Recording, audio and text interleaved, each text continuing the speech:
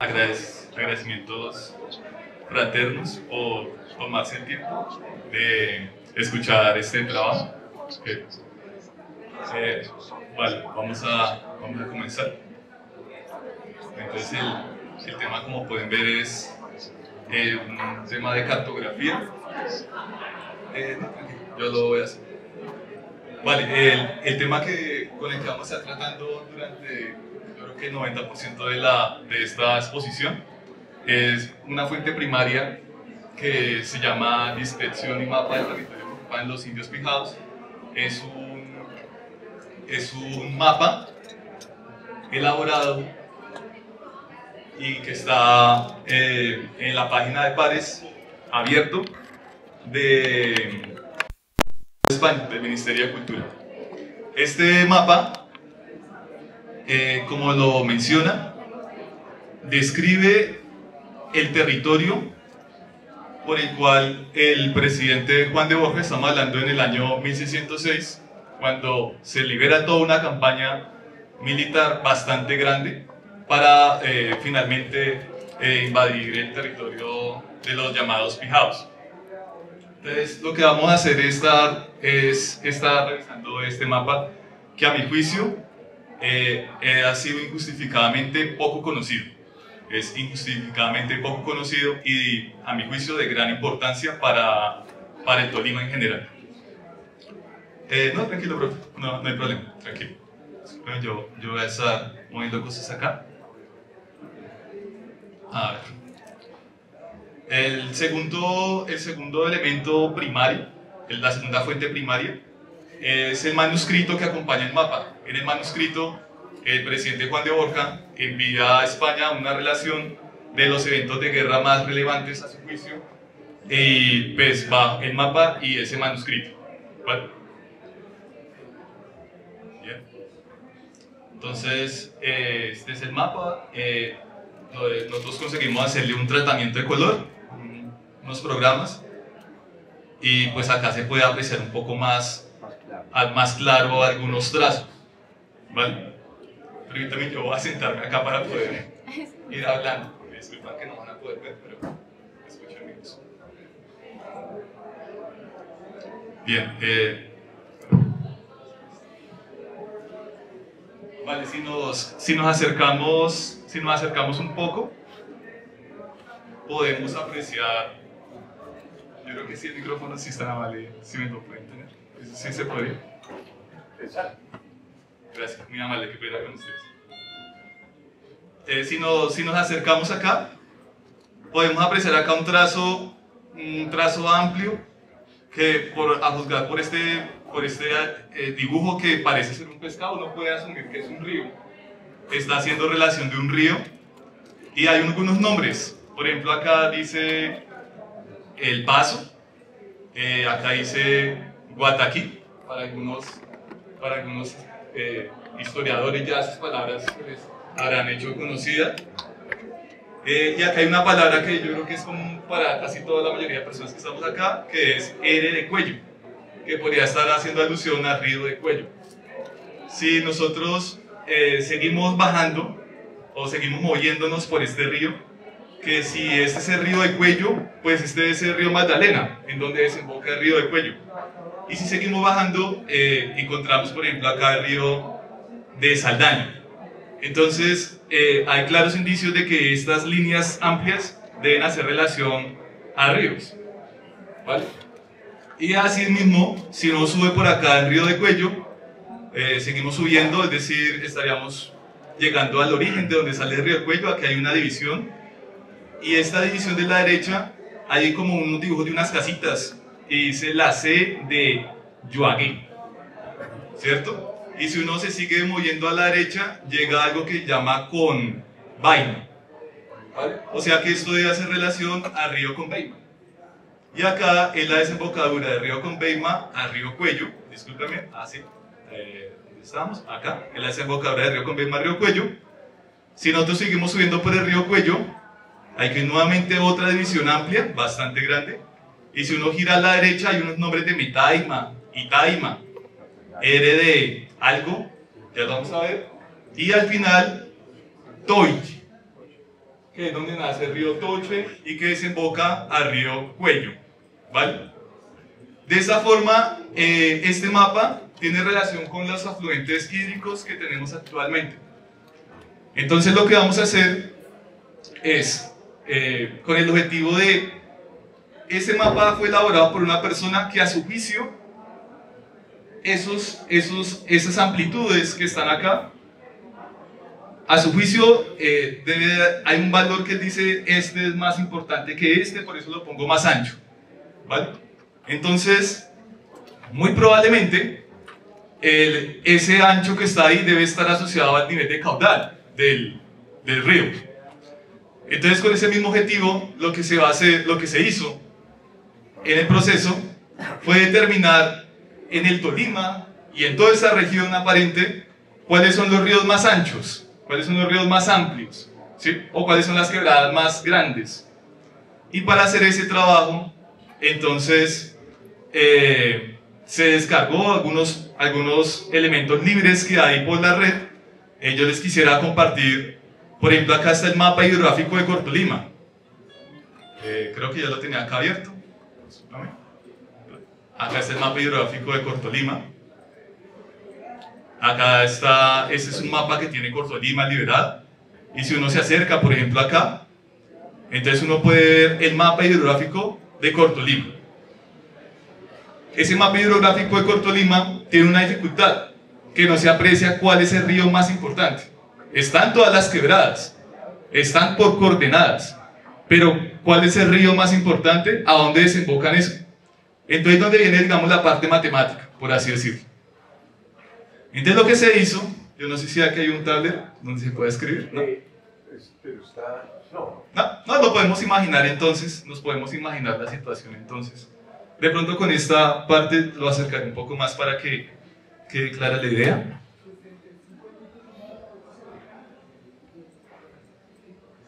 Por ejemplo acá, en esta parte, vamos a centrarnos en esta parte. Entonces lo que se hizo fue lo siguiente. La manera de determinar que hay aguas abajo fue descargar un DEN, se llama, que es una medida que hacen algunas organizaciones y que liberan al público. En particular, yo cogí la de la NASA y lo que hace es, a cada punto se le asocia la altitud de ese punto. Entonces, de esa manera, a cada uno de estos puntos, píxeles por así decirlo, se le asocia la altitud.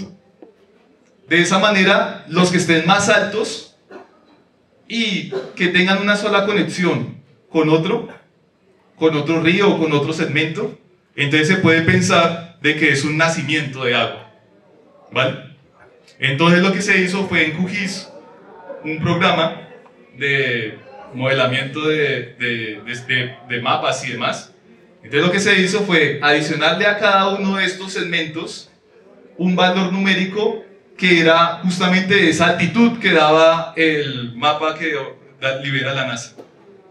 Y una vez se hizo eso, entonces se particionó todos estos pedazos. Entonces acá, cada vez que hay un punto se particionó, aquí sería un elemento, otro elemento, otro elemento, de acá hay otro elemento, se particionó todos los pedacitos, se particionaron todos. Y una vez que se hizo eso, entonces se aplicó un algoritmo que yo creí que me había inventado, pero realmente ya se ha usado desde 1960, si no estoy mal, que es un algoritmo que llaman índice de Shreve. Espero que lo esté pronunciando bien. Y el algoritmo que hace básicamente, entonces a los nacimientos les asigna el número 1, a estos nacimientos se les asigna el número 1, y cada vez que se juntan se suman esos números. Entonces a ese nacimiento se le asigna el número 1, a este se le asigna el número 3, aquí como no se le está adicionando más nacimientos, este punto sigue siendo el número 3, pero como aquí hay 1, 1 y 1, aquí habría 2, aquí habría 3, aquí se suman también estos, 2, 5, y cuando esté de acá, entonces este punto ya tendría 8. Y de esa manera uno puede determinar en qué tramo, en qué nivel de tramo está el caudal, determinando cuántos nacimientos han desembocado en ese tramo. Esa es la idea. Entonces una vez se hizo eso, entonces lo que conseguimos fue filtrar esta información que estaba desorganizada Acá está la quebrada Turuní, Irco, Ambeima, Ambeima, y ya por acá arriba el Davis, ¿vale? Ya casi estamos por finalizar. Si nosotros seguimos avanzando, aquí no hay ningún otro río grande que caiga, sino hasta esta conexión que es donde cae el río Atá. Si uno sigue por acá, estamos aquí en Ataco, ¿no? Por aquí ya estamos en Ataco. Este es el río Mendarco, que es un río pequeño, pero por cuestiones, ya lo van a ver por qué lo puse ahí. Es un río muy pequeño, de hecho no deberíamos ni ponerlo, no es muy pequeñito, pero ahí cae. Y acá sí hay una gran división de ríos, donde es el río Blanco, acá está excelente, está el Anamichú, y aquí hay un pequeño río, pero el río más grande que sigue es efectivamente el Cambrín, es el río más grande, el Cambrín, y ya pues seguimos aquí otros dos ríos pequeños. Este es el río Hereje, por ejemplo. Sí. Vale, entonces de momento yo quiero que nos concentremos en esta parte. Aquí hay otras cosas más, pero de momento revisemos qué tanto coincide esto con el mapa, ¿vale? Entonces vamos a ir al mapa. Para el mapa, entonces, permítanme, lo que se hizo fue, acá se creó una página web, por así decirlo, en la cual podemos ir ingresando algunos nombres, ¿vale? Entonces, vale, esta parte del río Cuello ya la hemos revisado, sigamos avanzando. Del río Cuello, si nosotros seguimos avanzando, bueno, acá hay dos ríos que bajan grandes. Uno es el río de Intaima y el otro es el río de Fusagasugá, ¿vale? Entonces, esto es importante porque esta geografía coincide con la que ya estaba mencionando, en donde hemos dicho que era el río Bogotá y hemos dicho que era el río Sumapaz, ¿cierto? Vale, si nosotros seguimos avanzando, bueno, acá está el río Saldaña, que hemos mencionado. Acá hay otro río grande que llaman río de Luisa, ¿cierto? Si seguimos avanzando por acá, acá llegamos, a ver, veamos la distinción. Vale, aquí hay algo muy importante, disculpen, voy a apartar parte de la historia, pero se sabe que la invasión liderada por Juan de Borja y por los europeos se sentó muy fuertemente en Chaparral, y de ahí generaron toda una conquista, por así decirlo, a partir de la estrategia de guerra arrasada. Entonces, Chaparral lo mencionan como un fuerte. Mire, de hecho acá ponen Chap, esta es Pa, esta es la A, la R, la A, y en la misma A ponen la L. Chaparral, ¿sí? Entonces ubiquémonos con Chaparral. Entonces, en el río Saldaña hay una conexión grande hacia arriba, hay otra pequeña en donde se llama como que Ortega, ¿cierto? Hay otra que hace esta curvita que hemos mencionado, ¿cierto? Y si uno revisa acá dice Calarama, ¿sí? Que es el mismo Calarma que hemos mencionado antes, ¿vale? Entonces, en ese orden de ideas, pues este primer río sería el río Cucuana, ¿cierto? Que hemos mencionado que si nosotros subíamos, después llegábamos a 3 divisiones, ¿cierto? Como lo veíamos antes. Permítanme acá. ¿Dónde estábamos? Acá. Que estábamos acá, ¿cierto? El río Cucuana, y tendría 3 divisiones. Luego seguiría la quebrada Ortega, y luego esta curvita de acá, ¿cierto? Esta curvita de acá que teníamos aquí. De hecho, si vamos, ¿vale? ¿A dónde estamos? Estamos acá en el visor. Okay. Entonces esta curvita de acá pues va a ser el río Tetuán, ¿cierto? Ser el río Tetuán. Y pues pues debería ser el río Amoyá, que pasa por el lado izquierdo de Chaparral, y efectivamente se llama Amoyá, ¿vale? Si nosotros seguimos derecho, llegamos a una terna, por así decirlo, en donde cae un río muy pequeño a la derecha. Pero que seguimos derecho, ahí están las 3 divisiones otra vez, si lo pone bien grande, y entonces está coincidiendo mucho. Ese mapa, para la época, es muy fiel para la geografía. Y eso es importante, porque así como encontramos regiones para nosotros conocidas como Chaparral, ¿cierto? Entonces así podemos encontrar nosotros también algunos nombres de regiones desconocidas. Por ejemplo, Tuan, o Maito, o Beuini, o Anaitoma, que son provincias Pijao, y que se pusieron ahí justamente porque se estaba perfilando cuáles eran los lugares que se debían atacar.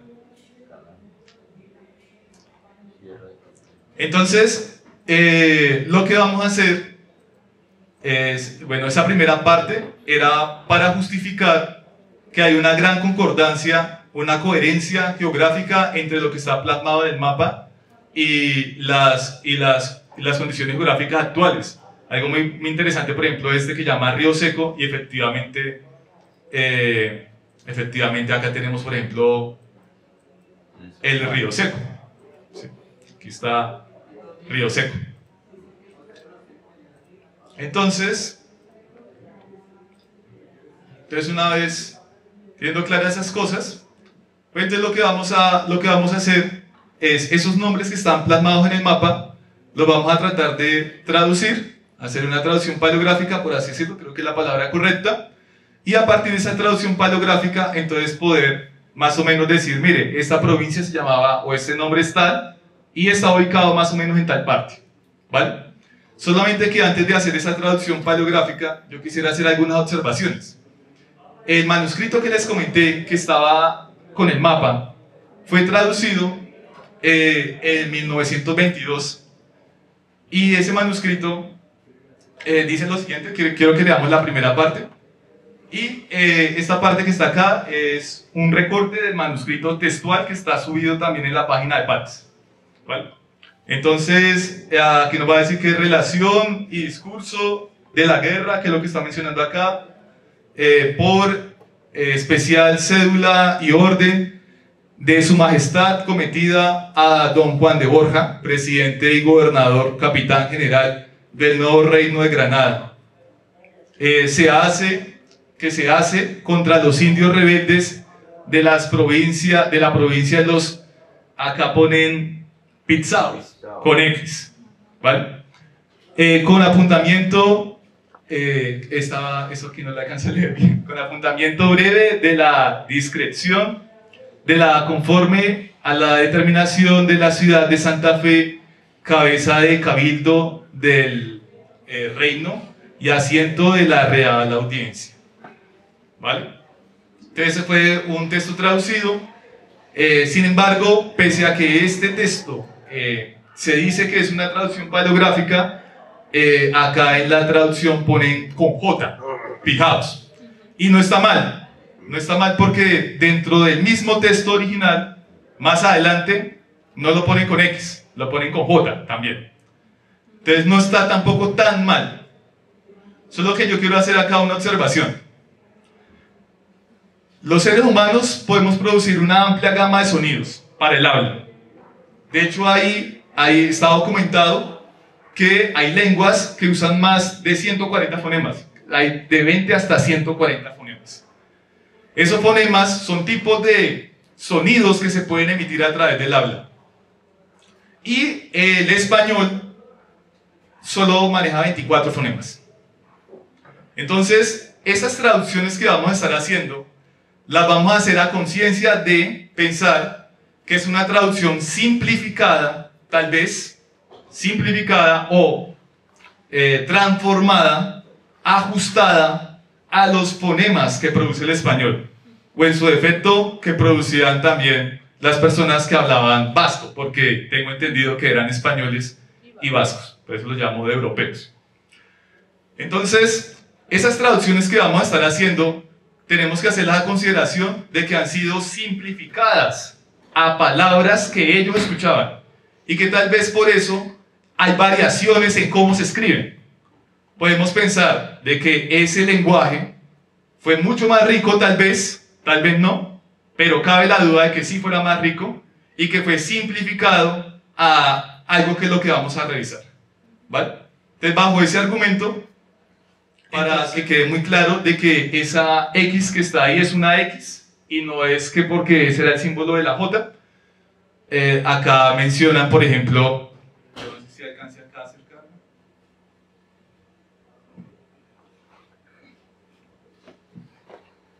Aquí hay una parte, pues, Si quieres darle a ocultar. Para que... acá. Aquí, por ejemplo, dice de la dicha ciudad, soldado de valor y experiencia. No podrían decir experiencia, ¿vale? O tal vez podrían haber dicho experiencia en ese entonces, ¿vale? Tal vez es probable también. Pero si esta palabra experiencia se pronuncia como la pronunciamos ahorita, eso es una X. Pero también hay que aclararlo en otro momento del texto. Dice cualquier facción de la guerra ayuna primero el Moán por tiempo de 8 días sin comer más que un puño de maíz y un pajarillo o pazarillo, ¿cierto? Entonces hay que dejarlo muy claro. Le usan como X ahora y como J de ahora, ¿vale? Pero sin embargo teniendo claridad de que independientemente del uso que ambas se hubieran dado, esto ya puede llegar a ser una simplificación del lenguaje fijado. Vale.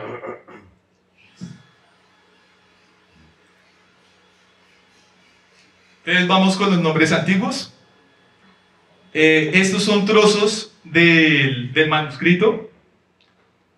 Vamos a hacer lectura de algunos trozos de estos. Disculpa, por ejemplo acá nos dicen, desde la ciudad de Yuagué, que es la primera frontera de españoles, arrimada a la cordillera, 30 leguas de la de Santa Fe. O sea, esto de acá está haciendo referencia a la ciudad de Ibagué, la actual ciudad de Ibagué. Entonces podemos decir con toda certeza que acá dice la ciudad de Yuagué, la misma ciudad de Ibagué de ahora. Podemos decir con toda certeza que eso es, ¿vale? O al menos hay dos fuentes que coinciden con eso. Y eso implica de que si esta es la ciudad de Ibagué ahora, entonces más adelante, en lo que se ubica entre el río Bermellón y el río Anaime, se llamaría la mesa de Yuagué. O sea, la mesa de Ibagué que coincide con la información suministrada por Perú Aguado en la Fundación de Ibagué, en la cual ubicada en Cajamarca. ¿Vale? Quítale la C. La mesa de Ibagué. A Ibagué. Ah, Ibagué solamente. Ajá, sí. Pero quítale la C. Ibagué. Sí. Uh-huh. La mesa de Ibagué. Sí, podría ser. Entonces podemos decir con toda certeza de que por lo menos esta información de esas dos fuentes ubican la fundación de Ibagué en Cajamarca, por ejemplo. No más con comenzar con esas dos cosas. Sigamos leyendo. Concavidades, los ríos, provincias, poseen. Ya lo leemos acá para que quede mucho más claro. Estoy traduciendo lo mismo que está acá.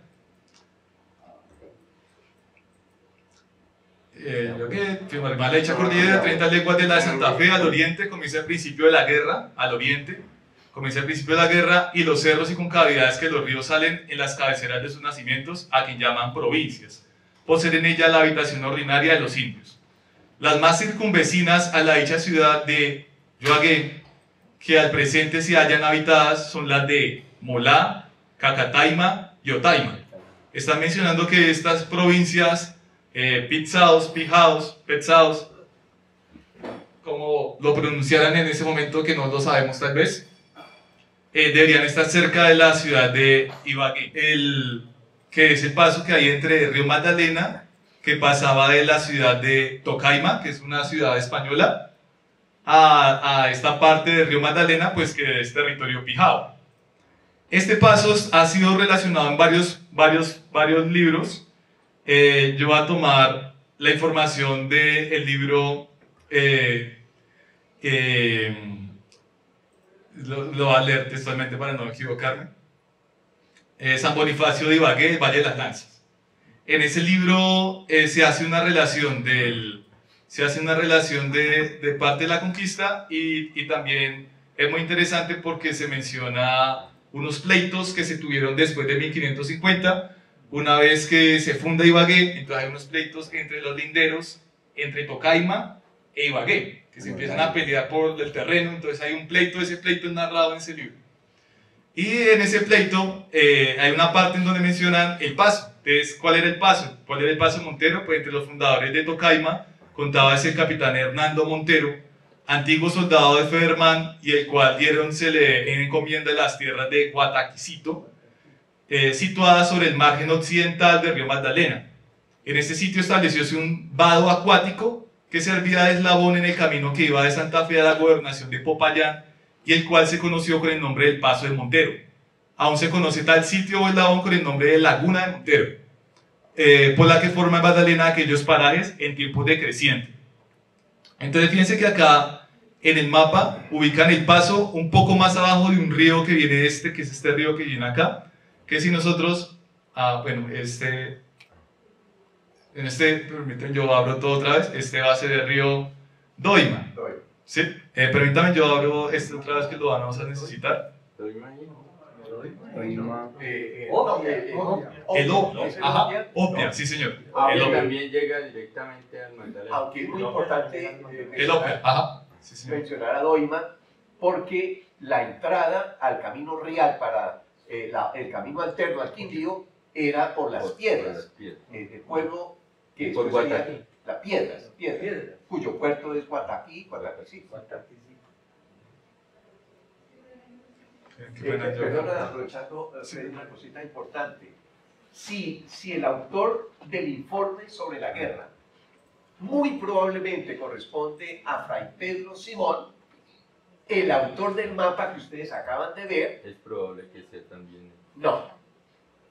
Ese mapa ya, ¿cuál era el arte y en cierto modo como la ciencia más avanzada en el siglo XVI? El dibujo. Ok.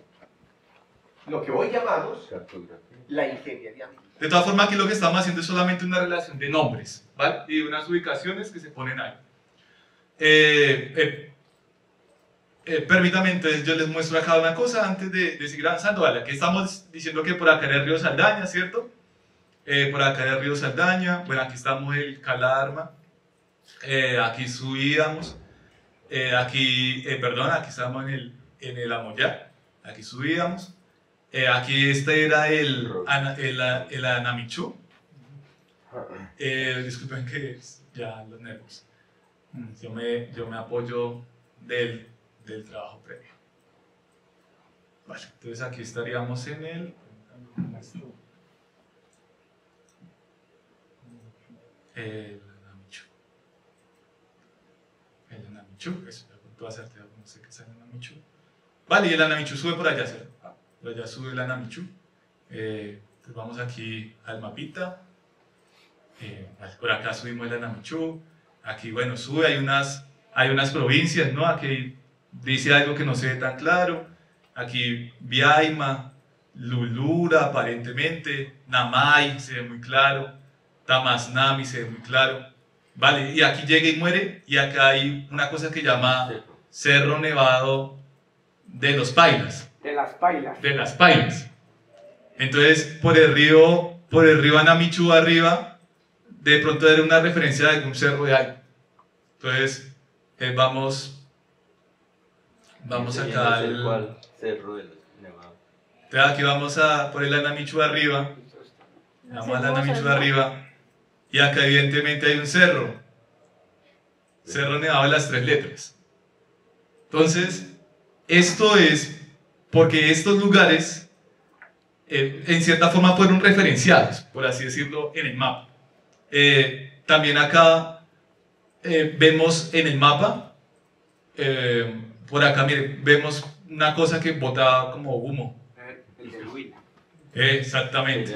¿Cómo podemos llegar a ese?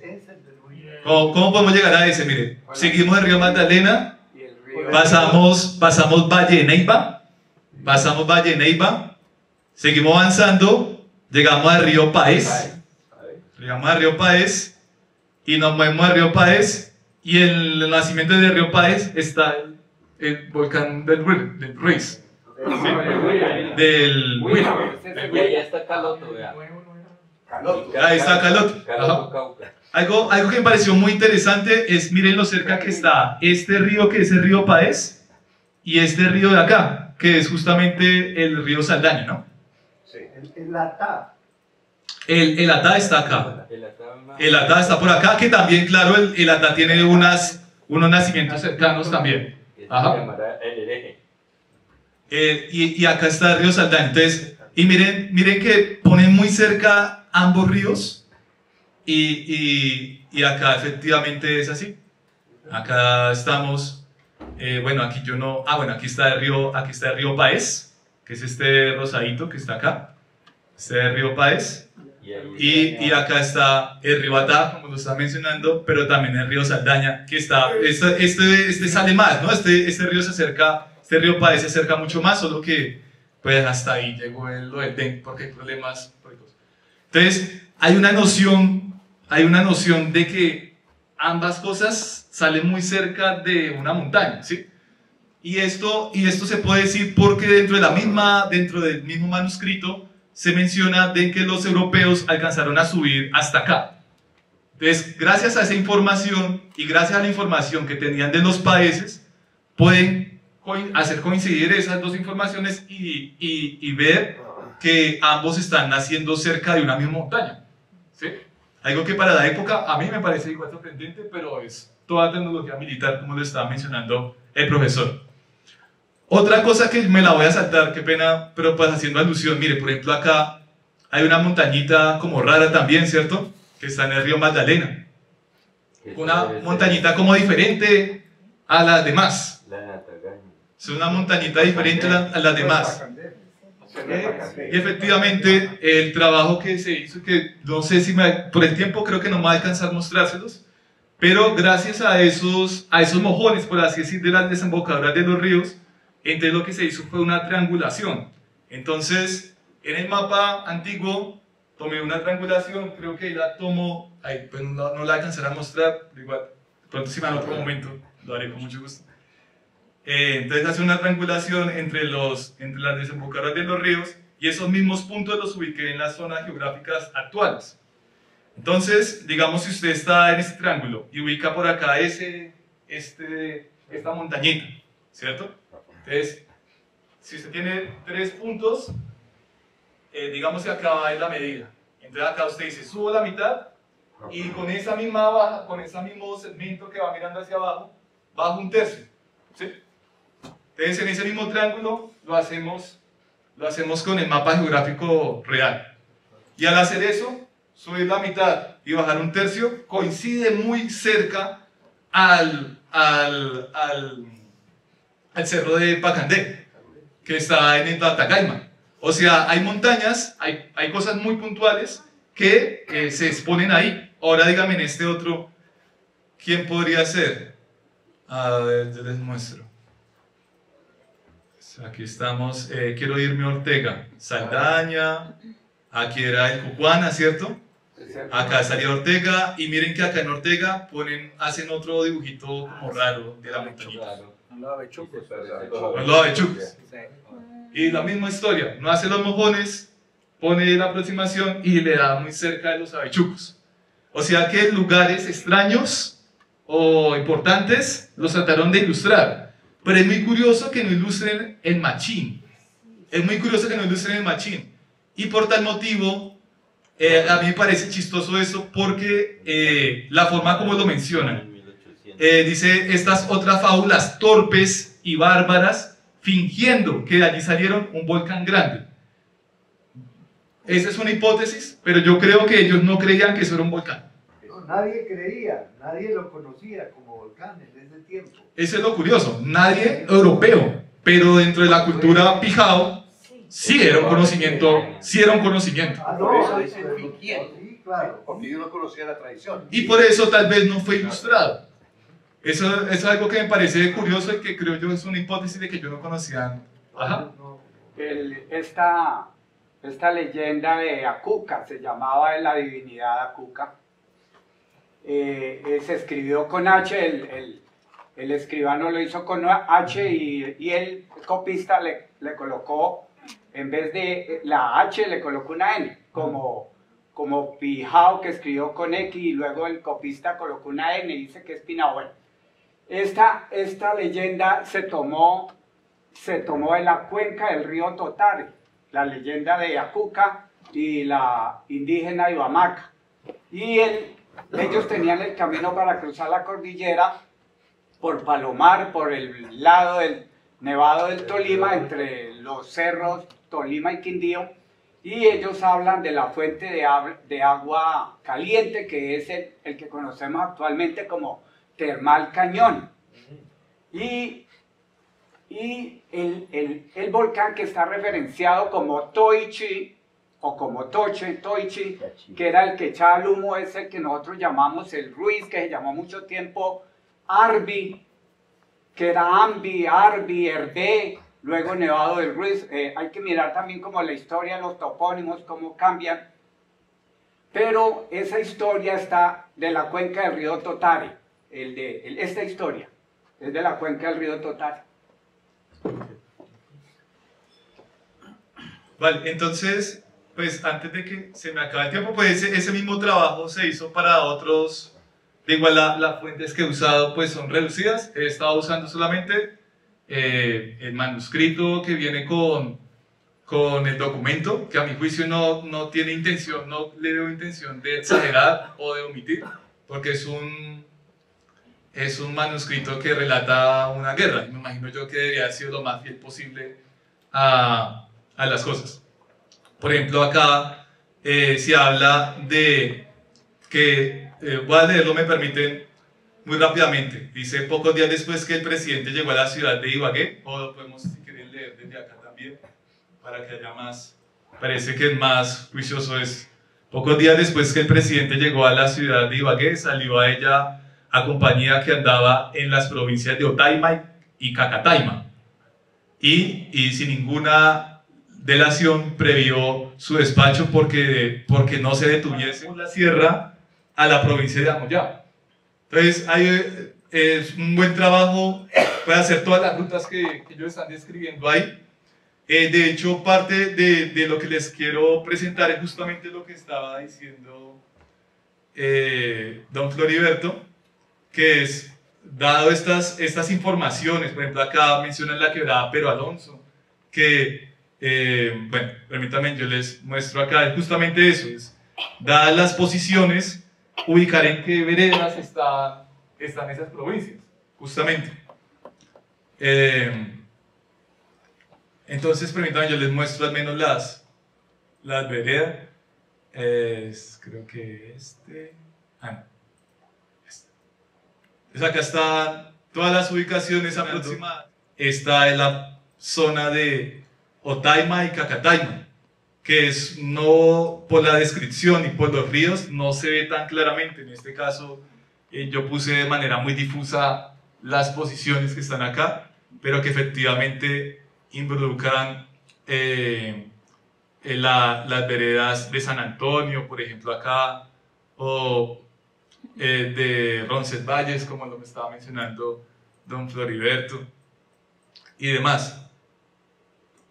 Hay otras que sí se pueden ver un poco más claro, por ejemplo estas zonas de acá, Cumbulú, que se pueden ubicar mejor gracias a los ríos, y pues obviamente se pueden ubicar en las veredas también que hay. Entonces pues este es prácticamente el trabajo que les quería mostrar, pero por lo que escucho ya hay un trabajo adelantado sobre eso.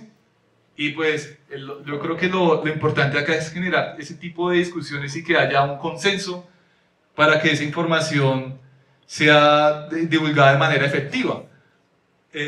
Algo muy interesante que a mí me pareció es por ejemplo acá en el mapa fuera de las ubicaciones y usando la triangulación, en el nacimiento del río Luisa ubican La Plata. Y La Plata, esta zona está relacionada con la Real Mina del Sapo, que hay en San Antonio, por ejemplo. Y Luis. No, Valle de San Juan. Valle de San Juan. Y ¿Este ahí Valle está de San cerca, Juan? el Cerro de San Antón también está cerca y ahí está el Cerro de San Antón. Y aquí está el Cerro de San Antón. Entonces, yo creo que... Estaba ahí las minas. Perfecto. Entonces, eso yo decía, pero ¿cómo no es posible que esto debe ser conocido? Ahora, no sé qué tantos de los nombres que están acá, algo que me pareció también, no sé si ustedes lo habrán notado, que veo que ya han trabajado previamente. Por ejemplo, acá está Villavieja y está el río de Cabrera. Y aquí ponen una imagen de un caimán. Y si uno procura por internet, Caimanes, Río Magdalena, recientemente, hace como 2 años encontraron, la noticia reciente, me disculpan la fecha, pero encontraron caimanes ahí en Villavieja. O sea, uno puede mostrar con esta información. Eso era un humedal en tiempos geológicos antiguos, 5 millones de años, algo. Por eso es que hay tanto fósil en eso. Claro. Porque hay la vieja y el desierto de la Tatacoa. Claro, y para abajo está el desierto de la Tatacoa. Y Pedro Simón narra la cacería de un caimán en la desembocadura del río Luisa. Él lo describe todo, cómo hizo el indígena, cómo se colocó las hojas de palma, cómo lo entretuvo, cómo colocaban el chuzo con 2 puntas, cómo se acercaba cuando cerraba el hocico, lo quedaba agarrado, cómo engarzaban eso con un lazo y arrastraban el animal a la orilla. Está escrito por Pedro Simón una captura de caimán en la desembocadura del río Luisa. Es que eso era un humedal gigante y eso no salía por el Magdalena, sino que bajaba al Amazonas. Por ahí la salida era el Amazonas. Entonces, esa fauna, pues cuando eso se secó, cuando empezó el río Magdalena, eso se secó y esa fauna no tuvo cómo sobrevivir ahí. Claro, comprendo. Entonces, parte del trabajo es justamente ese, es ubicar geográficamente las provincias, pero veo que ya hay un adelanto con respecto a eso. Le agradecería si tienen algún documento para leer. Yo realmente no he encontrado información que lo verifique formalmente. Y parte del trabajo que estoy desarrollando es justamente eso, que no queden palabras, sino decir formalmente a partir de una descripción formal de que esos son los ríos principales. No es que yo crea que es por acá el río principal, sino que se demostró mediante un DEN, mediante unas... contando las quebradas, que esos son los ríos más grandes y que esos ríos grandes coinciden con los del mapa y que por tanto podemos ubicar geográficamente sin discusión aparente, a menos de que haya otro argumento formal así de fuerte, que esas posiciones son. Y quiero terminar diciendo, por ejemplo, que acá en Itaima, justamente el río que está más arriba el río de San Juan del Volcán Machín, es el río San Juan, que coincide formalmente con eso. Entonces yo creería que son argumentos suficientes para decir que hay Itaima, y por tanto son argumentos suficientes para ubicar otros puntos geográficos que están ahí y que coinciden con los actuales. Además hay un trabajo reciente, de encontramos por lo menos 38 asentamientos o terrazas construidas ahí de Toche hacia arriba, de la cordillera, que están por investigar para ver quiénes de los que vivían ahí. Y justamente es lo curioso, porque Toche, pues yo no sé, Toche lo está describiendo no en la división de los ríos, sino cerca de la montaña. Bueno, ahí puede haber imprecisiones. No, pero es que es por la topografía, es que es muy bajito Toche. Entonces no puede estar en la división de ríos. No. Hay una cuestión, y es que a los que elaboran el mapa les llega una información en texto y ellos no conocen la geografía.